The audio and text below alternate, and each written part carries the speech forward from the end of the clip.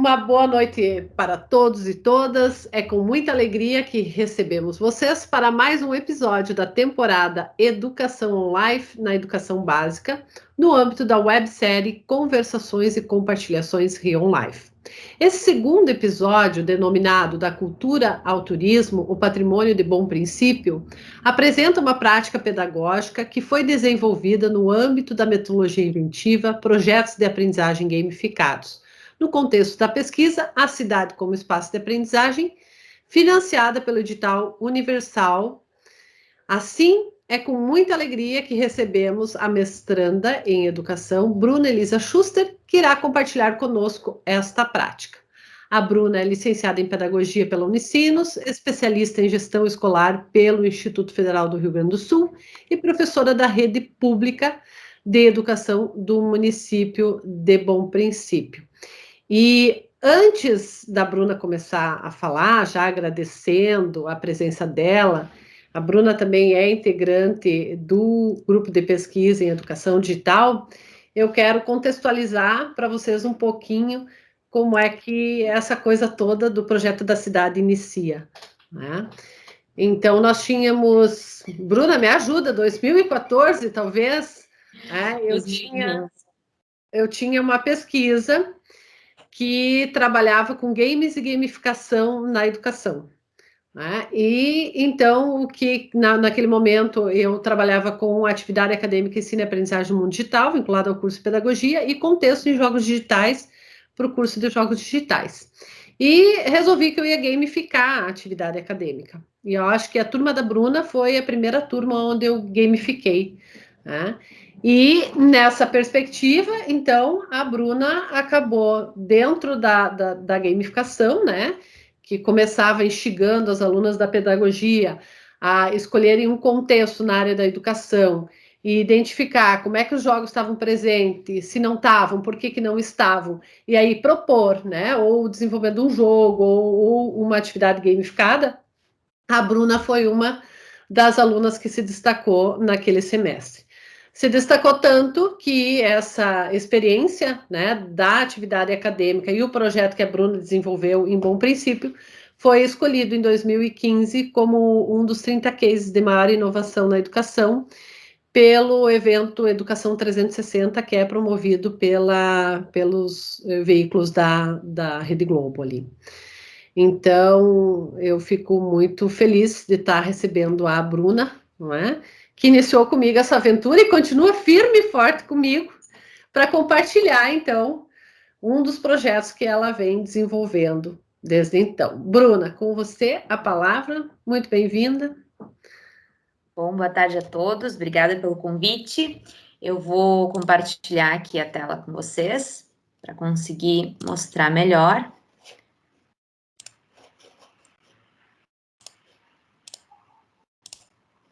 Bom, o projeto da Cultura ao Turismo Patrimônio de Bom Princípio foi um projeto desenvolvido pelos estudantes de uma escola do interior, aqui de Bom Princípio, numa escolinha que tinha denominação de escola rural, hoje ela já não é mais considerada rural, né, mas na época ela era, por 8 alunos, que eram a turminha que eu tinha de 6º ano, que é a última turma que frequenta a escola. Após 6º ano, eles são, então, transferidos para outras escolas que, então, têm o resto do ensino fundamental anos finais. Então, eles desenvolveram esse projeto para uma amostra de pesquisa do município, né, uma amostra de incentivo à pesquisa, a amostra MIP, e eles tiveram como start, como início de tudo, uma curiosidade um pouco diferente, né? Bom, como início dessa curiosidade deles, tudo começou com uma construção do nosso novo prédio da escola. A nossa escola já era um pouco antiga, né, e já não comportava mais a quantidade de crianças que estavam nela, né. Então, o município conseguiu, por um edital do governo, uma nova construção, uma nova edificação para sediar nossa escola. Então, nossa escola, que já datava dos anos 80, recebia um prédio novo. Numa das conversas em sala com os alunos, eles comentaram que tinham conversado com os pais e falando sobre essa nova escola, que eles tinham descoberto que havia uma escola anterior à Escola José de Anchieta, um prédio anterior, né? E aí começou a curiosidade de onde é que se localizava esse prédio, como é que ele era, de que ano datava. Então, nós resolvemos conversar com a diretora, com outras professoras da escola que estavam há mais tempo. Eu era professora nova, estava apenas há 2 anos na escola e eu não conhecia essa história. Então, nós decidimos juntos conhecer um pouco mais sobre a história da escola e conseguimos marcar uma visita no antigo prédio da escola. Nessa visita, nós conversamos então com o dono do prédio, que era a edificação, ela era uma edificação familiar, não era do município, né? E aí chegamos então nessa edificação. Quando os estudantes chegaram na edificação, a primeira coisa que eles constataram foi que era um prédio muito pequeno. Se a nossa escola já era considerada um prédio pequeno, se o nosso prédio atual era pequeno, esse era metade dele. Então, eles começaram a pensar em onde é que ficava a cozinha, onde ficava as salas, como é que era dividida. E aos poucos eles foram descobrindo que a educação era diferente do que é atualmente, né? Então, era uma sala só, todo mundo junto, as classes eram diferentes, na merenda todos ajudavam, era só a professora que estava ali, não tinha merendeiras, não tinham serventes, os estudantes faziam parte do trabalho da escola, eles ajudavam no todo, né? Então, isso deixou eles muito curiosos. Mas o que mais despertou a curiosidade deles foi a idade da escola. Essa idade da escola, segundo o documento que nós conseguimos com o próprio dono da edificação, datava de 1924. Então, o dono dessa edificação dizia que era um prédio histórico e que deveria fazer parte do patrimônio do município, né? Que era uma história muito bonita dessa escola. E aí ele nos mostrou, então, a reportagem do jornal que contava a história dessa antiga escola paroquial, que era diretamente vinculada à história da igreja, da religiosidade dentro do município. Então, conhecemos um pouco sobre a história, conversamos com ex-alunos, mas as crianças ainda estavam curiosas quanto a essa história e quanto a outras edificações que datavam da época de 1900, se eles encontrariam outras, né? Então, nessa curiosidade deles, eles decidiram ir para a sala de informática e a gente pesquisou, então, se haviam outras edificações, outras construções históricas de Bom Princípio. Como nós temos o site da prefeitura, que tem uma seção que fala especificamente de cultura, nós verificamos lá e encontramos um documento, que é o diagnóstico da Rua Irmão Weibert. A Rua Irmão Weibert, ela é a rua principal do nosso município, ela era, né, hoje ela está passando por um processo de revitalização, todos os prédios que estão nesse diagnóstico estão sendo restaurados, para que então ela volte a ser o centro, né, do nosso município. Hoje o centro é algumas ruas acima, né, mas ela tem um valor histórico muito grande, né, ali nós temos a Escola Marista, temos o seminário, a igreja, então toda a história do município iniciou ali. Então, nós pedimos para a Secretaria de Educação, Cultura e Desporto se eles compartilhavam conosco esse diagnóstico para que a gente pudesse conhecer um pouco mais dessas edificações. Então, partimos para o conhecimento delas. Nessa pesquisa, então, sobre as edificações, uma das nossos primeiros movimentos foi ir para o Google Maps e Google Street View fazer uma visita virtual na rua. Por quê? Porque nós nos localizamos na nossa escola distante dessa rua. E para irmos até lá, a gente tinha que fazer toda uma solicitação para a prefeitura, locar uma van dela, né? Para que nos levasse da escola até o local. Então, para a gente ter uma visita mais rápida, mais ágil, o primeiro movimento, então, foi conhecer ela virtualmente. Então, a gente fez essa visita e sempre guiado com o nosso inventário, que nós recebemos uma versão digital dele, e nós fizemos a impressão na escola. Então, a gente ia visitando as partes da rua, visitando as edificações, caminhando por ela virtualmente, e ia vendo, então, o que se falava no inventário de cada uma das edificações que ali constavam. Eram 23 à época, né? Hoje a gente tem 26, se eu não me engano. Hoje aumentaram o número de edificações que foram inventariadas e que estão passando por esse processo de restauro. Paralelo a isso, nós então também estávamos vendo que poderia haver outras edificações da nossa cidade que poderiam datar de 1900 e ser edificações históricas. Essa aqui é a casa da avó de uma das alunas lá da Escola José de Anchieta, que também datava de 1902. Então, nós fomos conhecendo, assim, algumas edificações e fomos nos apropriando dos estilos arquitetônicos presentes. E nós percebemos que um dos estilos mais recorrentes dessas edificações antigas era o estilo enxaimel, como nessa imagem aqui, e uma edificação que nós encontramos na rua Irmão Weibert. Com esse nosso trabalho, a Secretaria Municipal de Educação, Cultura e Desporto reconheceu a nossa pesquisa e decidiu nos oferecer, então, uma oficina ministrada por um artista plástico, Alexandre Reis. E ele, então, nos trabalhou conosco um novo olhar sobre a iconografia urbana, sobre o desenho dos prédios, né, para a gente tentar entender e ver de uma forma diferente. Então, aprendemos técnicas de desenho, de pintura, né, enquadramento. Foi uma oficina muito rica e que nos deu um start para algo um pouco maior. E vendo desse ponto de vista, então, a gente então começou a pensar como nós poderíamos trabalhar com a nossa pesquisa para a amostra de incentivo à pesquisa em todas as nossas disciplinas da escola. Então, aos poucos, nós fomos trabalhando e fomos desenvolvendo. Aqui, eu primeiro apresento o olhar do professor a partir do que as crianças pensaram. Mais para frente eu vou mostrar como eles pensaram e a apresentação que eles construíram sobre essa temática. Primeira coisa, em matemática. Em matemática eles pensaram, então, que nós poderíamos trabalhar com as plantas das casas e com as imagens delas. Então, olhando pelo lado do professor, olhando nossos componentes curriculares e o plano de ensino, a gente começou a trabalhar, então, com cálculos de área e perímetro das casas, com estudos de sólidos geométricos e planificações, como essa imagem que está ali, em que a gente conseguiu fazer a identificação de faces, arestas e vértices, trabalhando alguns conceitos matemáticos. Em ciências, nós fizemos um estudo um pouco mais aprofundado de algumas áreas temáticas que estavam nos componentes curriculares do sexto ano, né? Que era o meio ambiente, flora, fauna, a hidrografia, que passa ali próxima da rua, que é justamente por este caminho que passa o Rio Caí e o Arroio Formeco, que são as principais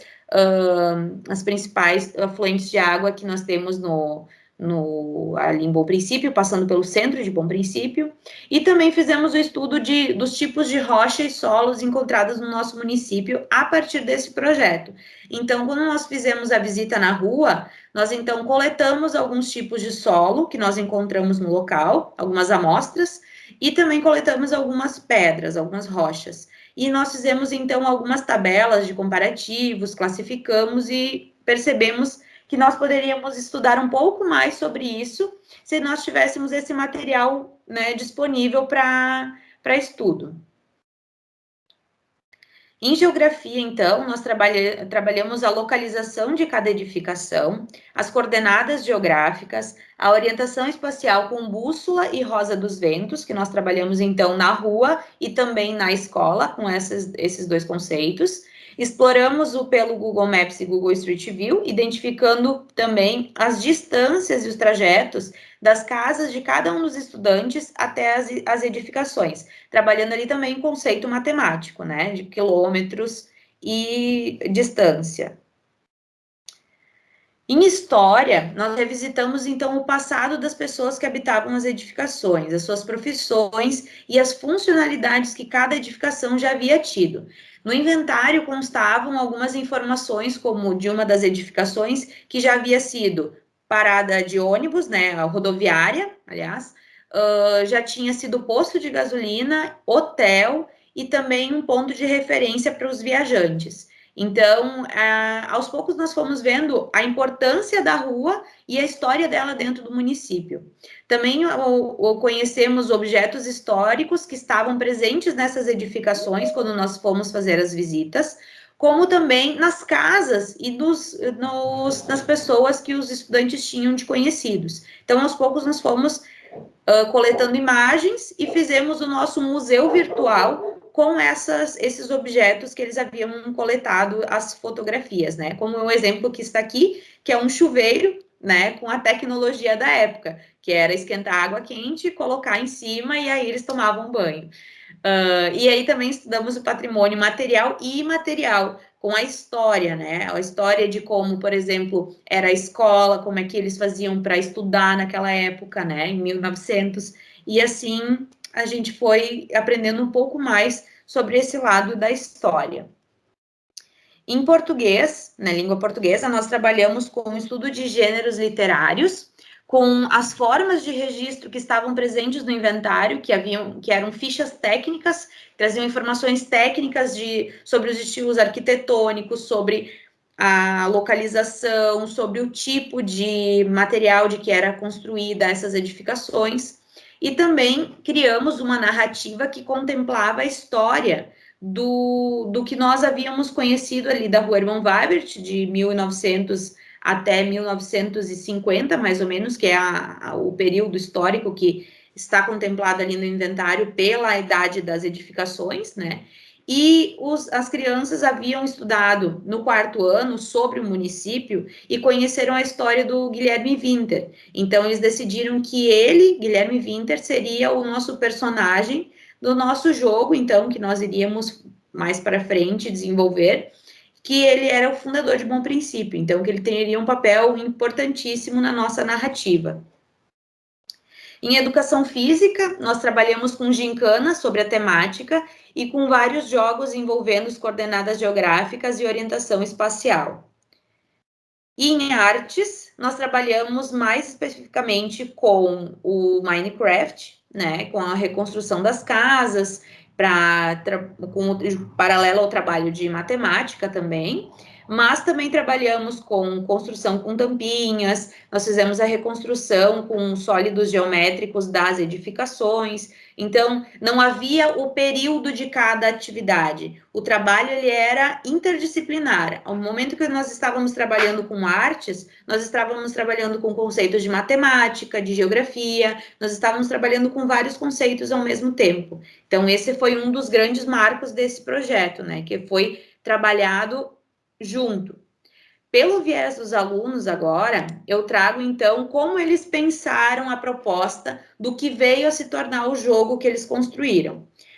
O ponto principal deles, que eles estavam trabalhando na pesquisa, era como mostrar a importância da preservação do patrimônio.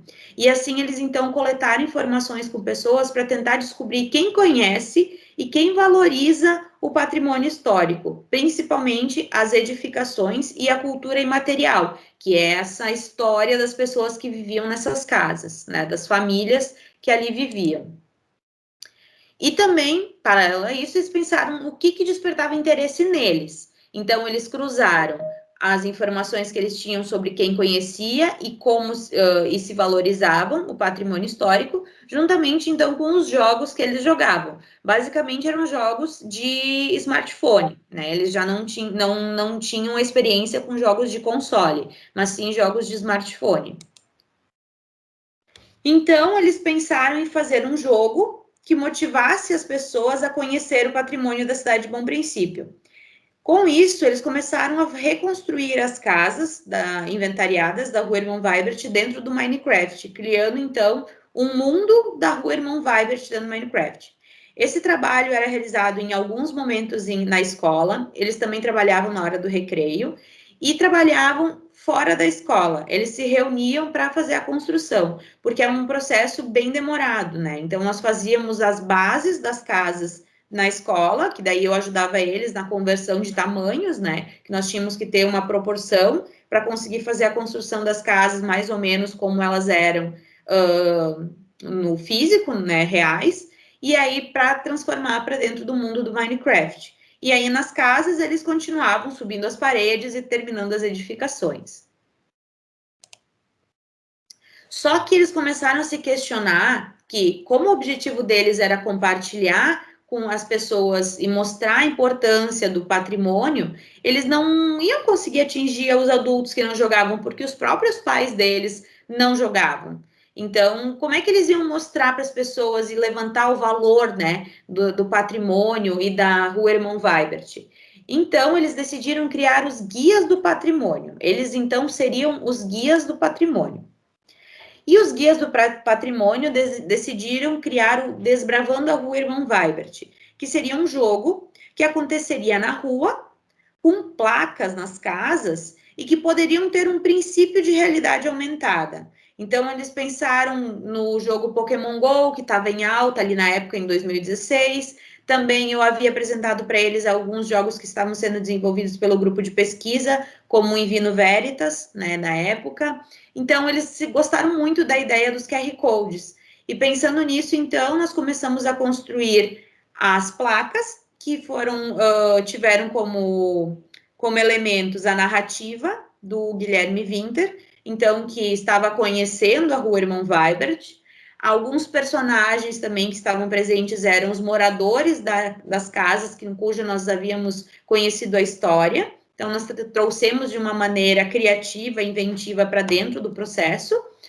E também alguns QR Codes com informações e que fossem levando ao caminhar pelas casas.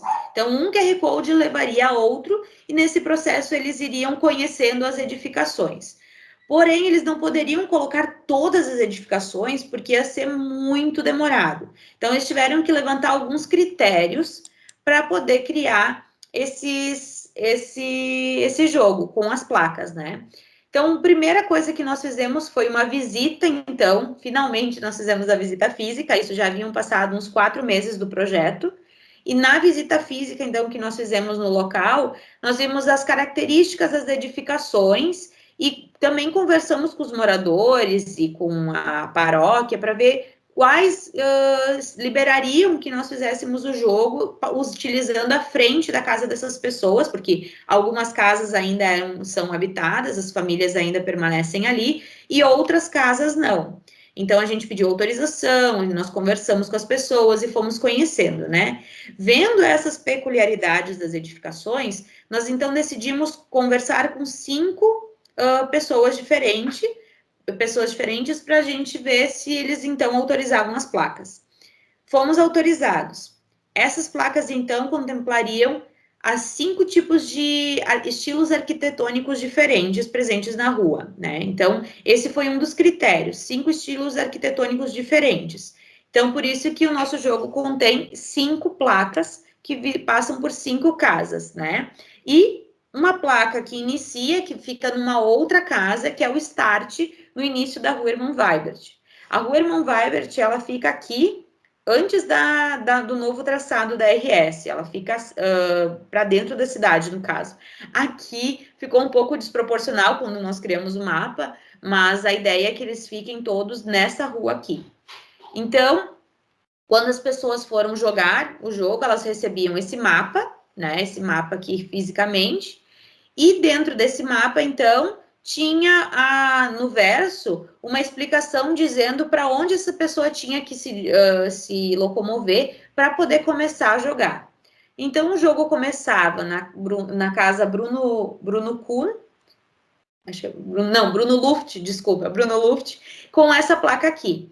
Nessa placa, então, desculpa o tamanho, né? Não consegui deixar maior, mas nessa placa, então, continha o início da história, né? Contando como foi que nós começamos esse projeto, os nossos patrocinadores, que nós conseguimos fazer a impressão dessas placas, né? Em acrílico para colocar nas casas. Infelizmente, hoje elas não estão mais lá, nós tivemos que recolher. Mas nós ainda temos essas placas e temos o objetivo de dar continuidade, né? Então, tinha o início da história, contando como nós pensamos esse jogo, e depois começava a narrativa a partir deste QR Code. Então, no decorrer, as pessoas iam passando por essas casas, né? Sempre tinha um QR Code com a história, um pouco sobre a história da casa, né? O QR Code da narrativa, a história da casa, da edificação, a planta da edificação com algumas informações a mais, a casa reconstruída dentro do Minecraft e uma imagem da casa, né? E sempre o QR Code no final, que então indicava para a pessoa o caminho para ela ir para a próxima edificação. E assim eles iam caminhando pela rua, sempre com essa mesma ordem, né? Até chegar, então, na igreja.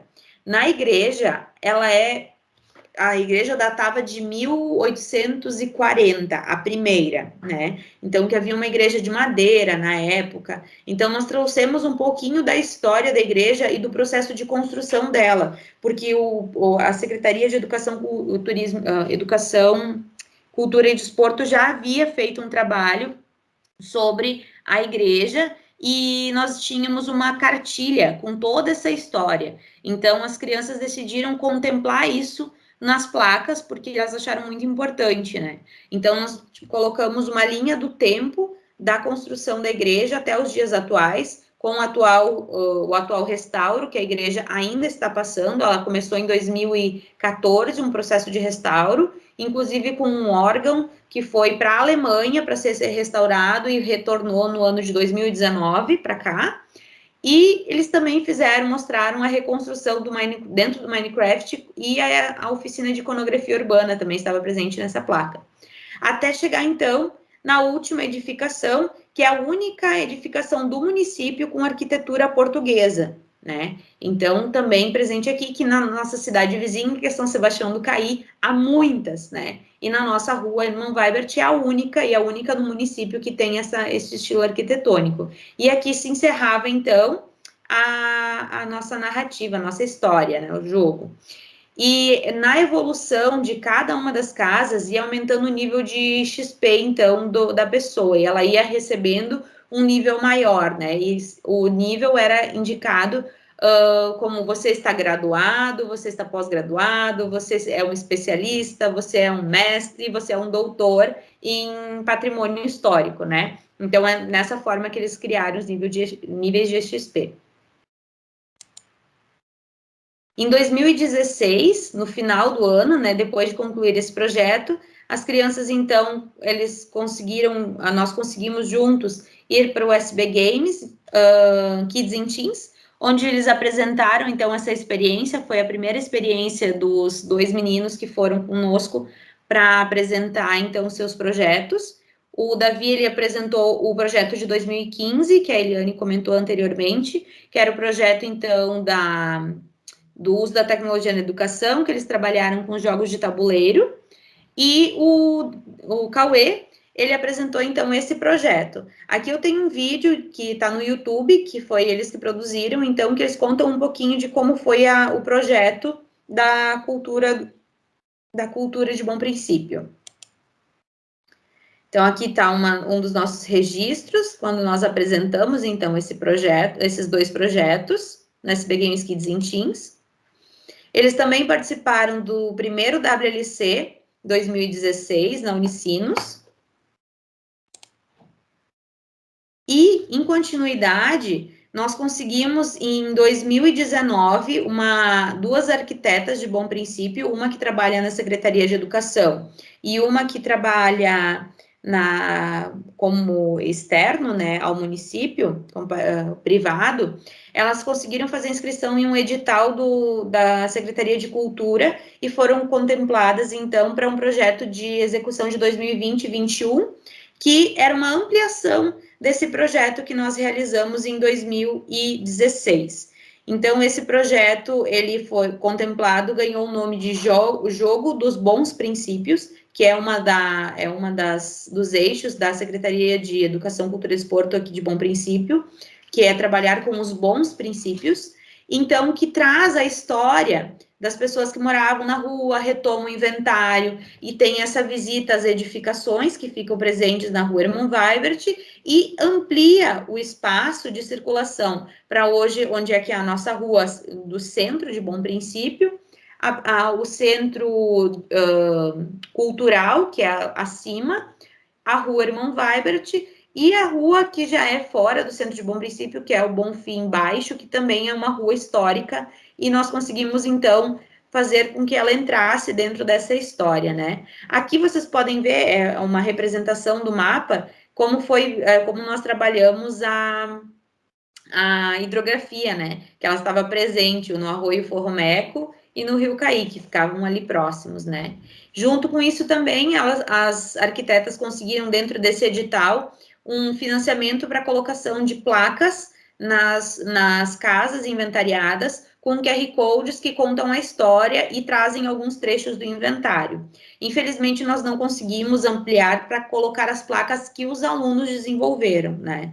Mas o projeto deles que rendeu esses frutos que hoje nós conseguimos. E hoje, conversando com o coordenador da educação aqui do município, ele colocou que esse jogo agora ele conseguiu uma verba um pouco superior ao que nós tínhamos no início. Eu participei dessa construção do jogo no ano de 2020, e nós conseguimos com material superior, que vai uma quantidade para cada escola desse jogo. E ele está organizado para funcionar, para poder ser jogado desde o primeiro ano do ensino fundamental até o 9º ano. Então, ele tem níveis que podem ser jogados, né? E durante esse jogo, os próprios estudantes podem criar questões e trazer outras questões históricas. Então, ele não é um jogo fixo, ele é um jogo que cada vez ele pode ser alterado, pode ser mudado, pode ser agregado novos conhecimentos a ele, e que cada escola, com cada professor e cada grupo de estudantes, pode explorar ele da forma como estiver no seu ambiente.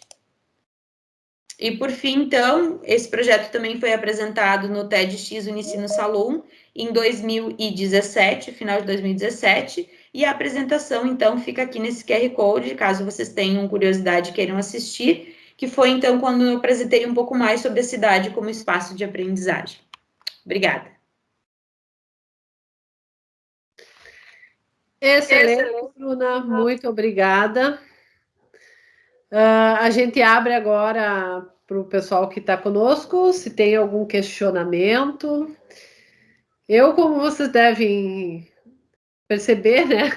Como eu acompanhei a Bruna nesse processo, já estou bastante inteirada da coisa, então eu prefiro deixar o espaço de perguntas para vocês. Eu posso começar perguntando, então pode ser? Com certeza, Gabriele. Era uma turma ali de anos iniciais, assim, né? Que, no caso, a professora, assim, que, né, unidocente, que a gente chama, né? Que tem a maioria das disciplinas. Mas dentro da escola, assim, eu queria saber, já que agora eu estou trabalhando mais nessa parte de gestão, às vezes a gente quer desenvolver projetos e é difícil, assim, né? Fazer essas parcerias e tudo mais. Eu queria saber, assim, mais curiosidade, assim, até, como é que foi dentro da escola, assim, a questão tu conseguiu mais colegas que te ajudaram para fazer? Como é que foi a receptividade, assim, do pessoal? Enfim, uma curiosidade nesse sentido. Sim, é bem interessante isso, porque aconteceu da seguinte forma. No ano anterior, nós trabalhamos, então, o projeto do uso da tecnologia na educação. E era, então, dividida as matérias entre eu e a minha colega, né? Nós éramos 2 professoras que dividíamos o 5º e o 6º ano. É uma situação peculiar aqui em Bom Princípio, que tem essa divisão, e tanto que com 4º anos, até o ano passado, eu trabalhava por matéria, né? Então, é um pouco diferente essa organização que eles têm aqui. E naquele ano, então, trabalhando com ela, nós tivemos algumas dificuldades, porque as crianças comparavam muito o trabalho. Por mais que ela trabalhava o projeto na mesma linha, ela trazia muito a questão de transmitir os conteúdos, né? Então, era uma transmissão enquanto eu trazia a sala de aula invertida. Então, que era as crianças pesquisavam e nós juntos nos íamos construindo os conceitos. Então, eu acabei ficando para o ano de 2016 mais fechada. Então, ali foi realmente bem complicado, né? Essa questão, mas eu sempre tive muito apoio da direção e da Secretaria de Educação. Então, graças a Deus, isso sempre foi muito, muito positivo. E eu tinha parceria com uma outra professora, que era professora do 4º ano, que trabalhava com a história do município. Então, de vez em quando, nós juntávamos as turmas porque ela estava trabalhando a história do município, a geografia do município, e eu, então, estava trabalhando com esse projeto. Então, nós fazíamos algumas aulas juntas, né? O quarto ano e o sexto. O quinto ano, infelizmente, que era... Porque eram só 3 turmas da manhã, né? Só quarto, quinto e sexto. E de tarde era primeiro, segundo e terceiro. Então, era o momento que nós conseguimos fazer essa parceria, né? Então, era bem, bem legal. Daí, as crianças do sexto ano podiam também compartilhar com os do quarto ano o que eles tinham descoberto sobre as edificações, que não era o foco do quarto ano. Então, essa troca era bem legal. E como a diretora da escola, a gente sempre teve apoio, porque nós precisamos sempre fazer os projetos para poder sair de dentro da escola. Então, ela sempre apoiou. A Secretaria de Educação apoiou com as oficinas, né? Que eles nos presentearam, dá para se dizer, né? Com essa oficina com o artista plástico, que estava prevista dentro de um projeto da cultura, mas não se tinha ainda com quem ir, né? E aí, como nós tivemos essa iniciativa, eles então nos disponibilizaram. Mas foi, assim, nesse sentido que a gente conseguiu as parcerias, né?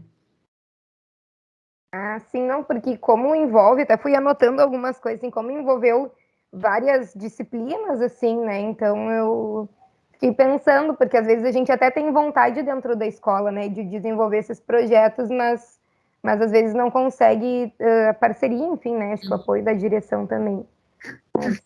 Legal. Obrigada, Gabi. Acho que tem uma coisa bem importante nisso que tu traz, né? Porque a Bruna, ela apresenta um determinado tipo de projeto, né? Pedagogia de projeto tem várias possibilidades, né? Tu tem projeto de ensino, tu tem projeto de trabalho, tu tem projeto de aprendizagem, né?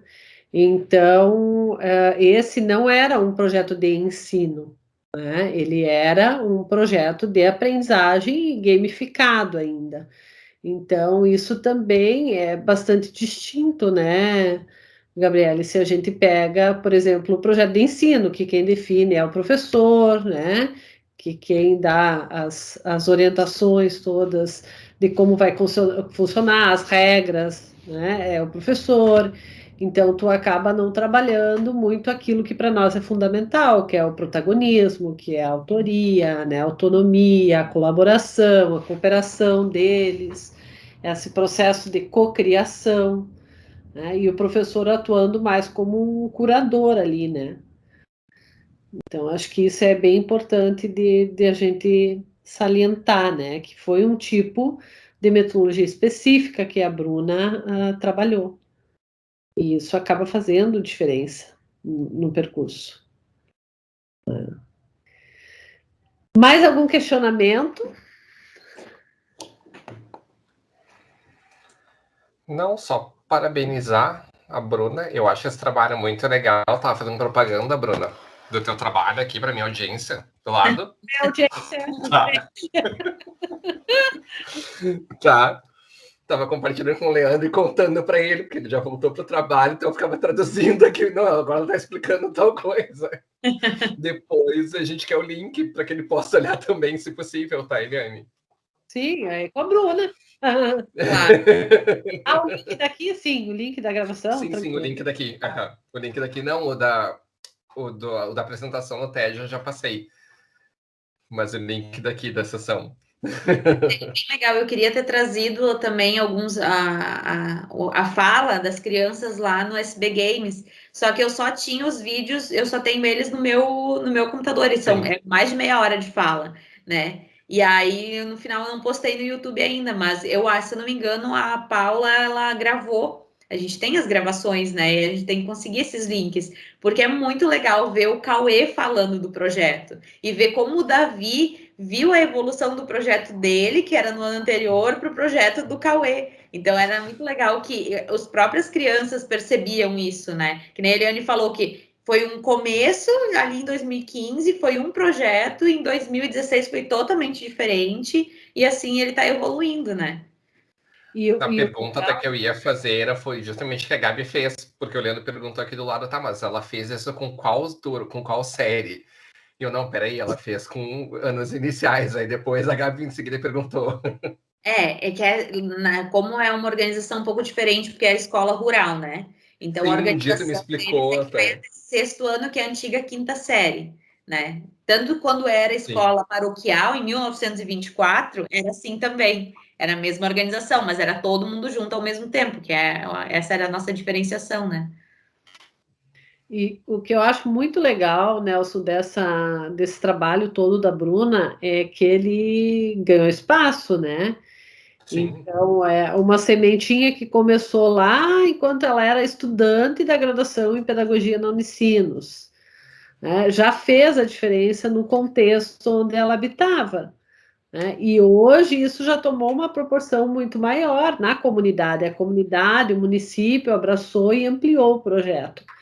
Então, eu acho que essa abrangência, né, que o projeto foi ganhando e esse comprometimento também da Bruna, né, com a prática dela é muito bonito, assim, de ver. Né? E com certeza, eu tive a oportunidade de ouvir essas crianças, de ver essas crianças apresentando. A apropriação delas não tem o que questionar. Né? Então, eles foram a São Paulo, depois foram a Curitiba, né, onde a gente criou aquele escape game. O Cauê não conseguiu ir a Curitiba, que a situação deles não é... Como é uma escola de interior, já se subentende, né? As condições deles, eles precisam de ajuda para conseguir sair. E aí, como eu havia trocado de escola, eu acabei levando a outra escola que eu estava, com projetos com narrativas e jogos, né? Então, acabou indo o Davi, que ajudou a criar o Escape Game. Então, o Davi está comigo desde 2015. O Davi é teu bolsista já. Não, o Davi vai entrar na faculdade agora, ano que vem, ou já entrou esse ano, já. Nem lembro. Já é teu bolsista. O que ele está fazendo, Bruna? Ele fez no Instituto Federal, agora ele está fazendo o 4º ano no IFE. Onde eu estudei, fiz a minha pós, ele está fazendo gestão ambiental, só que no nível médio, né? Sim. Então, não sei, agora ele está muito afim de ir para uma outra área, que ele queria ter entrado na informática, no IFE, só que ele estava viajando bem na época da prova da informática. E aí ele fez a prova de gestão ambiental porque ele queria estudar no IFE. Então, que é cidade vizinha, né? Próximo, e é outro estudo, né? Legal. Muito show ver onde está esse povo aí. Como é que estão, né? Então, é muito legal.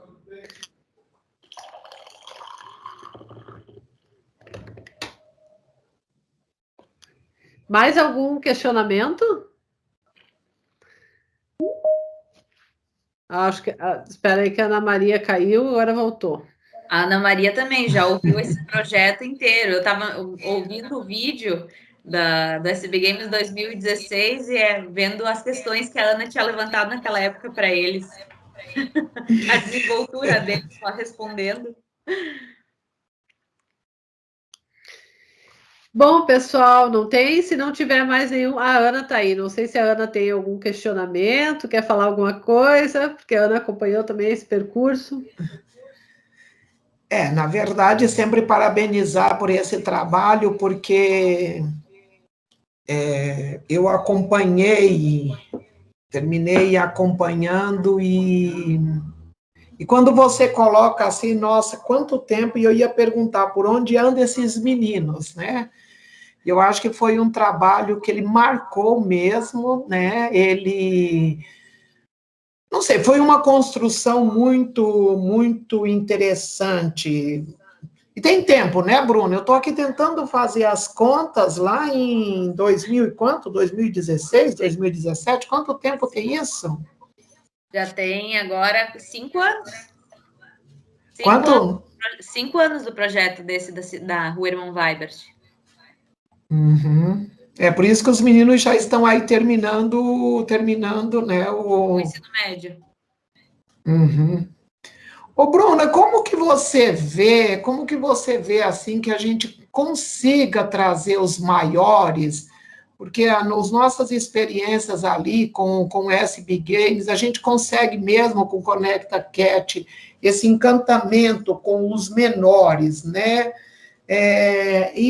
Mas seria mais o Paladini ali de 6º ano a 9º ano, como trabalhar, né, com os maiores, Eu ia trazer o exemplo dos menores, mas eu também tenho um exemplo dos maiores, porque no ano de 2017 eu trabalhei com a coordenação do Mais Educação e com turmas de 8º anos. Então, ali eu tive uma experiência com os maiores, que nós trabalhamos com uma professora de português, e nós trabalhamos especificamente com narrativas, né? Então, eles tinham o projeto Mundo Nerd, que então retomava narrativas de Harry Potter, Senhor dos Anéis, Sim. e outras histórias nesse contexto que eles apresentaram no SB Games de Curitiba, né? Sim. E nós também tínhamos os projetos dos jogos, que é os jogos, uma nova forma de aprender. Então, ali, para engajar eles, na verdade, foi o que veio deles. Nós tínhamos 2 turmas de 8º anos, uma turma era fissurada em Harry Potter, e a professora trabalhava de uma forma muito diferente com eles a literatura. Então, ela engajava eles, puxando aquilo que eles gostavam, né? Ali ela conseguiu conquistar eles, criando, então, uma narrativa em cima desse contexto, dessas histórias, né? E com a outra turma, eles eram fissurados por jogos de console, jogos de computador, jogos de smartphone, todo tipo de jogo, né? Então, ali eles queriam mostrar para os professores como eles podiam trabalhar com jogos. Só que eu trabalhava com eles fora de sala de aula, porque eu não era professora deles, né? Então, eu auxiliava no projeto de pesquisa. E aí, juntos, a gente ia trabalhando e eu ia dando dicas para eles de como eles podiam fazer para mostrar para os professores formas de como os jogos poderiam auxiliar no processo de aprendizagem. Então, eu tenho essa perspectiva diferente de como engajar os maiores, e os menores eu já trabalhei com, por exemplo, os pequenos, com jardim, eu trabalhei com o período da pré-história, trabalhando com eles, uma parte de como surgiu a escrita, porque queriam saber como surgiram as letras. Então, eu trabalhei um pouquinho da pré-história com eles, trabalhei um pouquinho do surgimento da escrita, né? Mas é sempre nesse sentido, Ana, sempre engajando eles naquilo que eles querem conhecer. E aí, o que eles querem conhecer, que nem eu falei ali no projeto do patrimônio, trazendo para dentro do que são os componentes curriculares dentro do plano de ensino do ano. Então, essa, para mim, foi a maior dificuldade, sempre. Né? Ter que sempre pegar aquilo que é a curiosidade deles e pensar em como aquilo casa com o plano de ensino, que eu acho que essa é a maior dificuldade de todo professor, né? Porque às vezes eles estão trabalhando, querem descobrir, sei lá, sobre como o homem foi para a Lua e eles estão no 2º ano, né? Então, como é que tu vai casar essas duas coisas, né? Então, acontecem ali muitas vezes que os professores acabam deixando de lado essa curiosidade dos estudantes e vão trabalhar alimentação saudável, porque é mais fácil, né? Então, eu acho que essa é a grande questão, que é a forma de engajar, né? Bruna, parabéns. Essa era uma das questões que eu ia fazer para ti agora, né? Que é o que tu acha que é mais complicado, né, na operacionalização de uma proposta como essa, e por que a gente percebe tanta dificuldade em engajar os professores num trabalho assim, né? Mas se tu quiser complementar igual, são 2 perguntas, né? Não, e é interessante pensar assim, por exemplo, na atividade acadêmica de ensino-aprendizagem no digital. Nós desenvolvemos uma prática, né? Eu desenvolvi um projeto de 1 ano. Essa foi uma grande diferença, mas que esse projeto que foi desenvolvido, ele já estava embasado em cima de um outro projeto que era de interesse dos estudantes da época, que era o uso da tecnologia na educação, que depois virou o History Game. Então, esse ciclo, né, de a gente ir dando, como é que eu posso dizer, engatando uma coisa na outra, a gente vai emendando, né? Não é simplesmente estar trabalhando uma temática e aí no próximo semestre a gente vira e troca a temática. Não, é fazer 1 ano, fazer um percurso. Percurso é a palavra certa.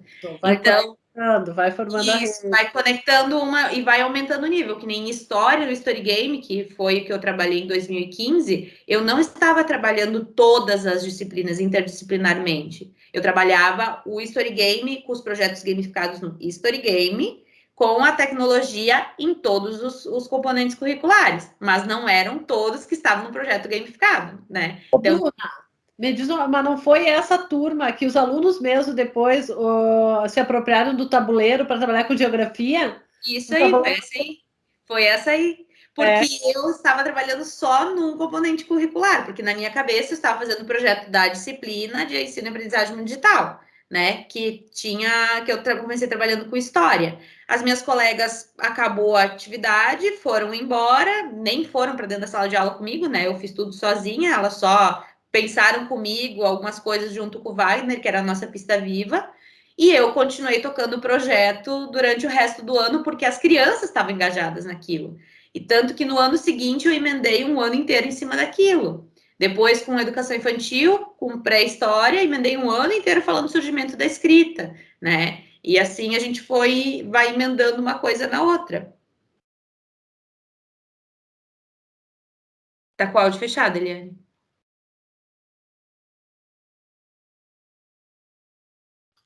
A aprendizagem. Isso. Das crianças. E a aprendizagem das crianças. Como? E a aprendizagem das crianças. Fala um pouco sobre isso. A aprendizagem das crianças é bem interessante de pensar, porque até 2015 eu trabalhava numa perspectiva, né? Tanto que foi um rompimento e que depois virou meu trabalho de conclusão de curso, esse desequilíbrio cognitivo que eu sofri ali, né? Então, até 2015 eu trabalhava de uma forma e eu não tinha êxito com todas as crianças, em todos os componentes curriculares. Então, tinha muito a questão de crianças que não aprovavam, né? Tanto comigo quanto com outras colegas. Mas a partir de 2015, quando eu comecei a trabalhar com essa forma diferente, trabalhando com o conceito da sala de aula invertida, com os projetos de aprendizagem gamificados, trabalhando com várias visões diferentes das crianças e fazendo a avaliação efetivamente, contínua e processual, e não aquela avaliação pontual numérica, né, que é a que é feita nas escolas. Quando eu consegui superar isso, eu consegui ver de uma forma diferente o desempenho das crianças e consegui constatar efetivamente a aprendizagem. Porque aí os estudantes eles conseguem falar, como a Ana falou antes, com a apropriação daquilo que eles estavam pesquisando. Então, é bem diferente de, por exemplo, um projeto anterior que eu desenvolvi com as crianças, que eles, então, falavam sobre a energia, o gasto de energia elétrica, por causa do problema que a gente tinha dentro da escola. Era um problema, era uma coisa importante, era uma curiosidade deles, até aí ok. Mas eu fui trazendo as informações para eles. Eu fui trazendo as informações sobre energia, trouxe uma pessoa para falar, trouxe isso, trouxe aquilo, mas eles não fizeram efetivamente, eles não construíram efetivamente. Então, passou um ano, eles não sabiam mais o que eles tinham feito, eles não lembravam mais, porque não tinha marcado para eles não tinham passado por um processo de aprendizagem efetivo, porque eles não tinham significado aquilo. Depois de 2015, eu consegui começar a perceber essa significação que eles fizeram desses conhecimentos. E aí, sim, eu consegui começar a ver a aprendizagem deles mesmo, né? Muito obrigada, Bruna. Tem mais duas questões aqui. Tem a Carol que levantou a mão e tem uma da Gláucia aqui no chat. Vai lá, Carol, tu que tá com a mãozinha erguida, depois a gente faz a da Gláucia que está no chat. Tá bem. Bruna, primeiro quero te parabenizar, né? Porque acho que é a primeira vez que eu escuto, eu já sabia muito do teu projeto, mas é a primeira vez que eu escuto, assim, tu falando sobre ele, né? É realmente muito fantástico e realmente os alunos devem aprender muito nessa forma, né? Mas eu tenho duas questões, assim, para te fazer. A primeira, né? A tua escola, essa avaliação, ela não é por nota? Ou como é que tu conseguiu fazer? Porque se tu tem que chegar no final de um bimestre ou de um trimestre e transformar isso numa nota. E segundo, eu acho que é dessa forma que as crianças realmente aprendem, né? Mas, infelizmente, a gente ainda vive num sistema escolar que é em caixinhas. E como é que tu dá conta dessas caixinhas, né? De que modo isso vai sendo, no caso, assim, registrado que, bom, eu preciso trabalhar tal agora habilidade, mas as escolas não sei de que modo já estão trabalhando por habilidades ou ainda seguem com conteúdos, né? Mas de que modo tu consegue fazer essa troca? Isso que eu fiquei assim bem curiosa e queria te ouvir. Sobre a avaliação, Carol, eu fiz inspirado, porque eu fui monitora da Eliane em 2015-2, se eu não me engano, e eu via que ela tinha um sistema de avaliação que me chamava a atenção, que ela tinha, durante o percurso, bem estruturada a divisão do que era a nota, o valor de cada coisa, né? Então, eu definia junto com as crianças, a participação vale tanto, o desempenho em buscar informações e não copiar da internet vale tanto, né? A coleta de dados que eles faziam, porque, por exemplo, em 2015 eles trabalhavam com os livros didáticos, né? Eram 7 livros didáticos de história de autores diferentes, mais a pesquisa na internet. Então, eles coletavam as informações e a gente trazia para discussão. Então, também era avaliado a discussão, então todos participavam. Eu tinha, na época, um estudante que tinha, eu não lembro agora mais o CID dele, mas ele tinha uma questão e ele realmente não conseguia ler e escrever, mas ele participava ativamente das discussões. E ele trazia coisas do contexto dele para dentro da nossa discussão. Então, quando nós falamos do advento da agricultura, ele trazia o conhecimento dele sobre agricultura, porque ele trabalhava na roça, ele sabia algumas coisas, né? Então, ali eu conseguia fazer essa avaliação. E aí eu colocava numericamente para eles o que eu estava avaliando. E sim, tinha que ser feita uma avaliação escrita, uma prova, que ficava depois arquivada nos documentos da escola. Isso é praxe até hoje no município, tem que ter, né? Não é a nota, não é a prova do aluno que fica registrada, mas sim o modelo de prova do professor. Então, esse ficava arquivado sempre, né? Assim como as provas de recuperação dos alunos que ficam retidas na escola. Então, isso não é diferente, é só uma forma que eu fazia para avaliar. Então, esses pontos que eu contava para eles, né, valiam 6, era um total de 6, e a prova mesmo, que a gente tinha que contar para a escola, então, valia 4.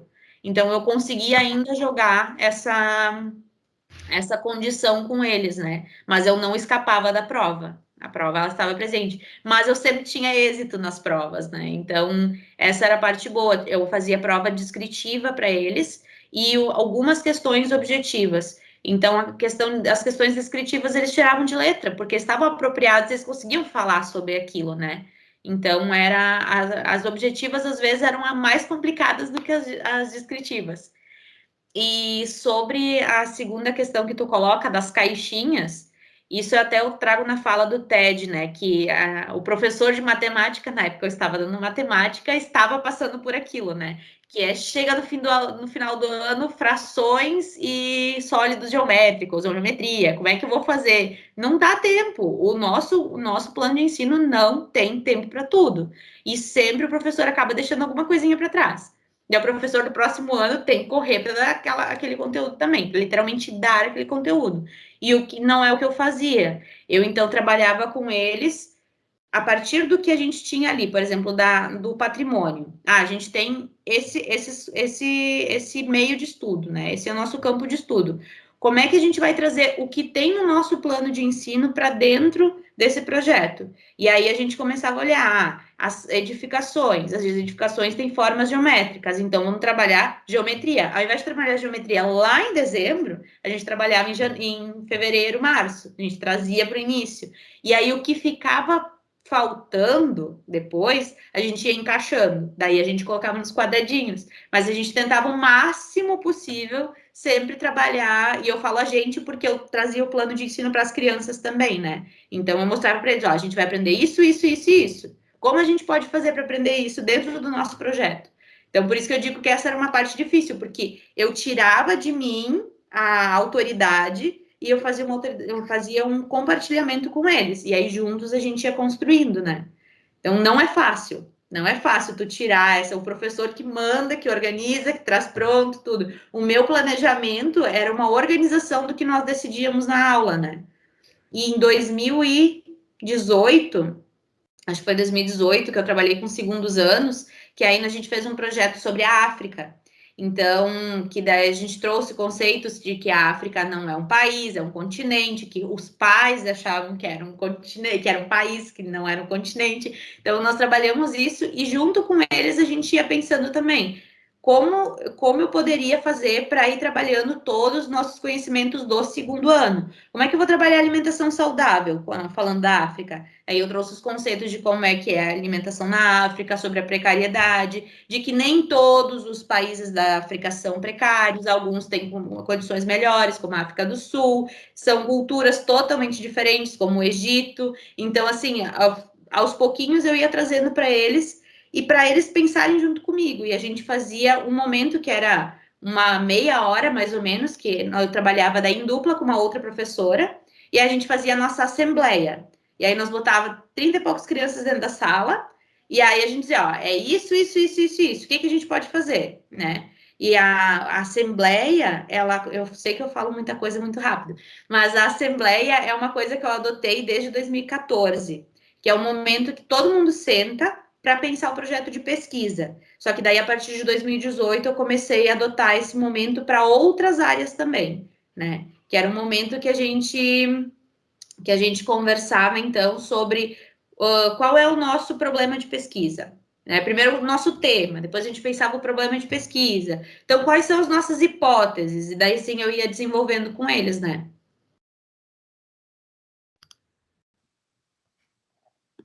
Bruna, o Egito é na África?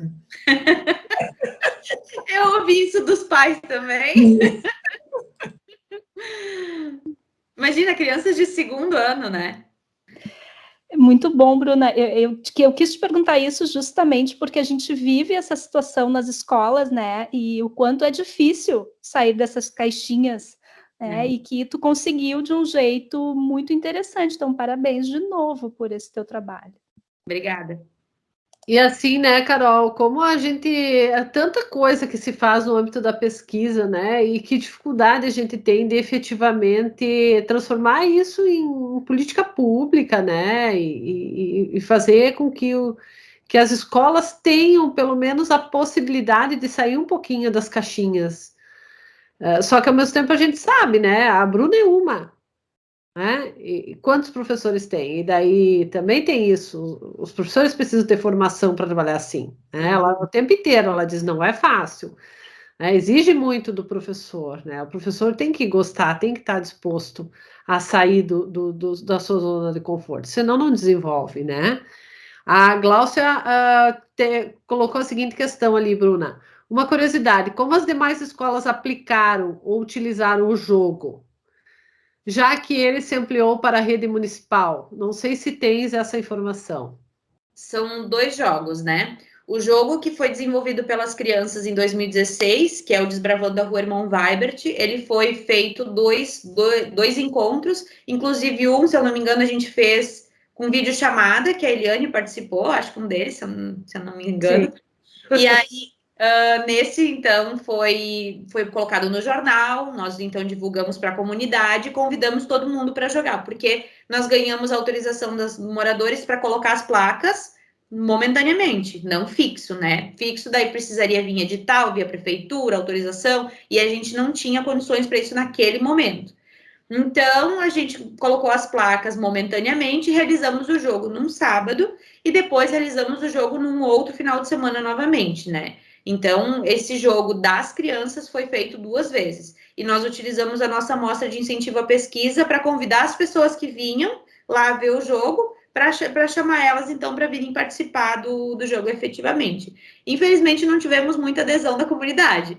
Eu acho que se a gente tivesse as placas fixas, hoje, que está num processo muito maior de restauro e ativação dessa rua, a gente ia conseguir com maior sucesso, né? Mas tenho fé que a gente ainda vai conseguir. Agora eu entrei para a coordenação da minha escola e estou junto dentro da secretaria, então podendo trabalhar com a secretaria mais próximo, né? Então eu tenho fé que eu vou conseguir ainda, de alguma forma, trazer esse trabalho das crianças para, de alguma forma, fixo para dentro da Rua Irmão Weibert, né?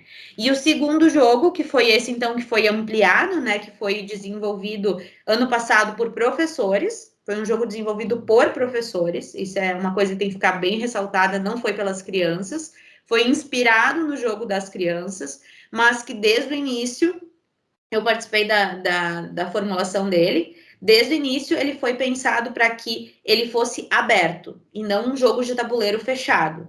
Não é para aplicar o jogo, né? A proposta desse jogo, que o Carlos Eduardo, que também é da Secretaria de Educação, ele é professor de História, doutorando da URGS, ele pensa da mesma forma que eu, que o jogo ele não deve ser uma coisa mecânica. As crianças têm que poder fazer questões, eles podem pensar do ponto de vista deles. Por exemplo, uma criança de 1º ano está estudando sobre o município, de alguma forma simples, uma rua, né? Como é que as crianças podem usar aquele tabuleiro e criar suas próprias cartas para desenvolver o jogo na rua Irmão Weibert?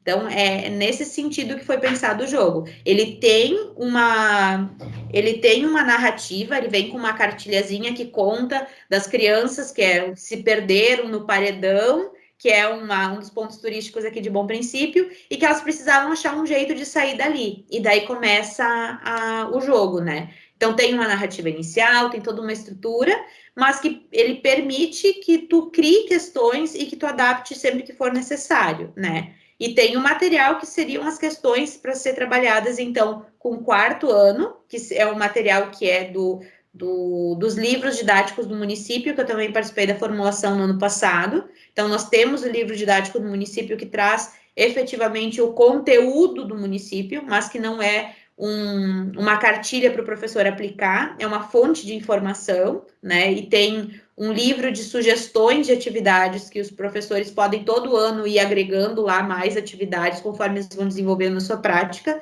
Então, é um material dinâmico, tanto que ele não está impresso para todo mundo, ele tem uma versão em cada escola e o resto é digital.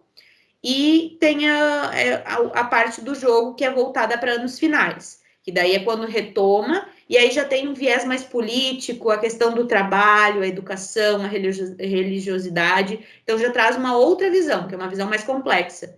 Então ele é muito dinâmico o jogo, e cada vez que tu vai jogar ele, tu vai descobrir uma coisa nova, então nunca vai ser igual. Então, essa é a proposta, que as crianças no município possam começar jogando no 1º ano, ou até mesmo na educação infantil, e cheguem até o 9º ano aprendendo sempre coisas novas, né? E muito obrigada, Bruna. E tem uma coisa que eu acho que é importante a gente salientar também, né? Tu vê lá, porque eu lembro que do Story Games tu também trabalhou com QR Code, né? Na verdade, foi um jogo de tabuleiro híbrido, ele não foi só analógico, né? Isso. E depois, 2016, quer dizer, de lá para cá são 5 anos. Agora, com essa questão da pandemia, o pessoal acabou se familiarizando, né? Um pouco mais com as tecnologias, com essa própria coisa do QR Code, porque parece em tudo. Então, às vezes, eu acho que a gente chega muito cedo nas coisas, né? Não dá para desistir, tem que continuar insistindo, uma hora vem. Mas muitas das coisas que a gente... A própria questão do hibridismo, né? Da educação híbrida, que a gente fala desde 2005, agora é que a coisa está vindo forte, né? Então, realmente não dá para desistir, e mais que isso, né, tem que publicar, né? Tem que publicar para garantir a autoria desse negócio. Porque eu vejo assim, né?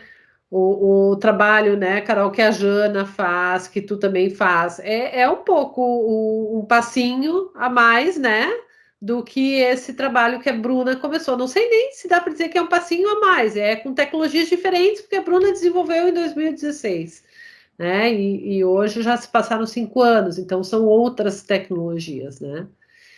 Mas é muito interessante, assim, poder acompanhar.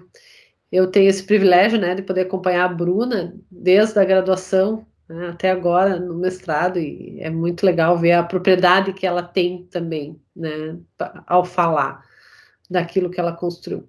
Gente, eu agradeço imensamente a participação de vocês, a nossa conversa foi muito boa, tanto que a gente já passou do nosso limite, né, mas eu acho que é isso, né, o que importa é a gente conseguir, né, professora Ana, que puxa a Real Life aí, né? É ter esse momento para que a gente possa ir compartilhando as coisas que a gente vem desenvolvendo, né? Já vai ficando um material também, porque muitas vezes é uma loucura no dia a dia, a gente não consegue parar para ouvir né, o que os colegas estão fazendo e como é que as coisas estão acontecendo. Então, mais uma vez, só te agradecer, né, Bruna, por ter aceito o nosso convite e ter compartilhado tão graciosamente, né, aquilo que tu vem fazendo. Obrigada para todo mundo que esteve conosco e esperamos poder estar juntos novamente daqui a 15 dias no nosso próximo Compartilhações. Joãozinho, tá por aí? Qual é o próximo tema da compartilhação? Eu acho que o João não tá, ele tinha aquela reunião, lembra? Para reunião, exatamente. Não, mas depois a gente vai compartilhando ali. Se eu não me engano, é com a Ana Rauta e a Gisele Giacomin, né? É a Ana Rauta e a Na Gisele. ordem. Isso é continuidade, porque o que a Isso. gente fez nessa temporada da educação online, na educação básica, foi isso, né? Trazer ali a Ivelise, que fez a abertura, e aí trazendo todo o processo de construção do projeto da cidade, desde os primeiros. Então, começa com a Bruna, depois tem a Ana Rauta, e aí a gente vai indo até chegar na Janaína. Gente, beijo, fiquem bem, se cuidem, boa semana.